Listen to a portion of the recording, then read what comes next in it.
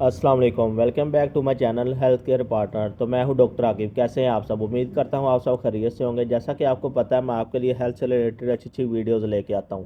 तो ऐसे ही आज प्रोडक्ट लेके आऊँ जो कि आप स्क्रीन पर देख रहे हैं। तो आज की वीडियो में हम इस प्रोडक्ट के फ़ायदे नुकसान और इसको इस्तेमाल करने का सही तरीका जानेंगे, जिससे आपको फ़ायदा और नुकसान है। तो बिना टाइम वेस्ट किए चलते हैं वीडियो की तरफ। तो उससे पहले अगर आप मेरे चैनल पर न्यू हैं तो चैनल को सब्सक्राइब कर दें, वीडियो को लाइक कर दें और साथ लगे बेल आइकॉन पे क्लिक कर दें, ताकि मेरी आने वाली हर अच्छी वीडियो आप तक बआसानी पहुंच सके। शुक्रिया। तो सब तो सबसे पहले हम बात कर लेते हैं, इसका इंट्रोडक्शन देख लेते हैं। ब्रीकी टैबलेट है। इस एक पैक में 10 टैबलेट्स होती हैं। 200 माइक्रोग्राम की टैबलेट होती है। एक इसको सामी फार्मास्यूटिकल कंपनी बनाती है, जो कि एक अच्छी फार्मास्यूटिकल कंपनी जिनकी मेडिसिन की एफिकेसी काफ़ी अच्छी होती है। तो इसके ऊपर एक चीज़ मेंशन है, वार्निंग दी हुई है, यानी should not be taken by pregnant women. यानी ये जो प्रेग्नेंट वूमेंस होती है ना, उनमें ये इस्तेमाल नहीं होती। अगर इस्तेमाल करनी है, या उसके लिए आपको बताता हूँ किन मकसद के लिए इस्तेमाल करनी है, और दूसरा इसका जो सही यूज़ है वो क्या है, और इसकी कितनी टैबलेट आपने इस्तेमाल करनी है और किस तरह करनी है, इसको खानी है या ज़ुबान के नीचे रखना है, या किस तरह इसको इस्तेमाल करना है, वो सारी चीज़ें आपको बताता हूँ। इसका मेजर साइड इफ़ेक्ट क्या है। तो सबसे पहले हम देख लेते हैं कि इसकी प्राइस क्या है। अगर मैं इसकी प्राइस की बात करूँ तो 193 की आपको मिलेगी मार्केट में। 10 टैबलेट्स का एक पैक है।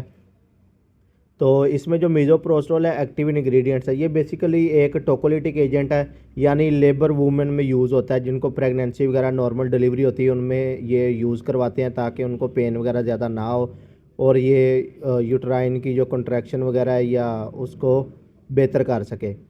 और इसके अलावा ये जो इसका जो मेजर यूज़ है ना, वो ये non steroidal anti inflammatory drugs होते हैं, जिस तरह डिस्प्रिन वगैरह होगी या कोई पेन किलर्स होगी, पैनाडोल वगैरह, जो कि लॉन्ग टाइम तक लोग यूज़ करते हैं। तो उसकी वजह से उनकी जो स्टमक की लेयर है ना, वो उसकी डैमेज हो जाती है, यानी उनको अल्सर हो जाता है, और उसमें ये इस्तेमाल करते हैं। यानी ये एक गैस्ट्रो प्रोटेक्टिव एजेंट भी है।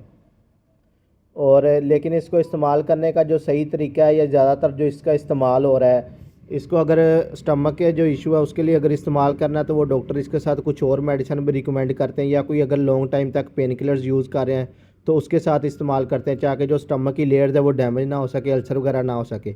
या जिसको अल्सर ऑलरेडी है तो उसको भी साथ इस्तेमाल करते हैं, ताकि उसकी जो मेम्ब्रेन है, म्यूकोजल मेम्ब्रेन है स्टमक की, वो ज़्यादा डैमेज ना हो सके फर्दर।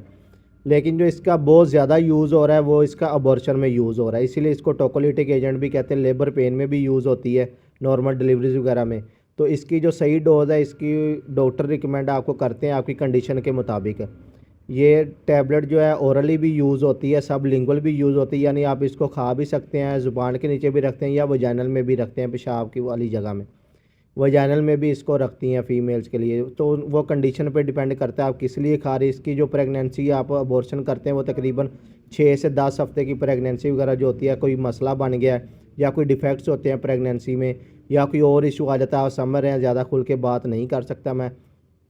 तो आप समझ सकते हैं किसी तरह का अगर आपने प्रेगनेंसी को या अबॉर्शन वगैरह की तरफ जाना है, तो डॉक्टर की रिकमेंडेशन के मुताबिक आपने इसको इस्तेमाल करना, अपनी मर्ज़ी से इसको इस्तेमाल नहीं करना। ये ओवर दी काउंटर यूज़ होने वाली मेडिसिन नहीं है।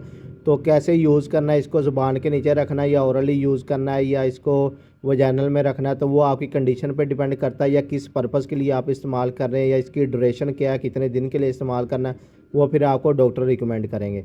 उम्मीद और अगर इसकी साइड इफ़ेक्ट्स की बात करूं उससे पहले, तो साइड इफ़ेक्ट इसके मेजर कोई साइड इफ़ेक्ट्स नहीं है। अगर आप इसको लॉन्ग टाइम तक यूज़ करेंगे या ओवरडोज लेंगे, आपको नाउजिया हो सकता है, वॉमिटिंग वगैरह हो सकता है, डायरिया हो सकता है, या फिर आपको एब्डोमिनल में पेन वगैरह हो सकती है, लोअर एब्डोमिनल में। तो उम्मीद करता हूँ आपको वीडियो अच्छी लगी होगी। मिलते हैं एक नई वीडियो के साथ, तब तक के लिए अल्लाह हाफिज़।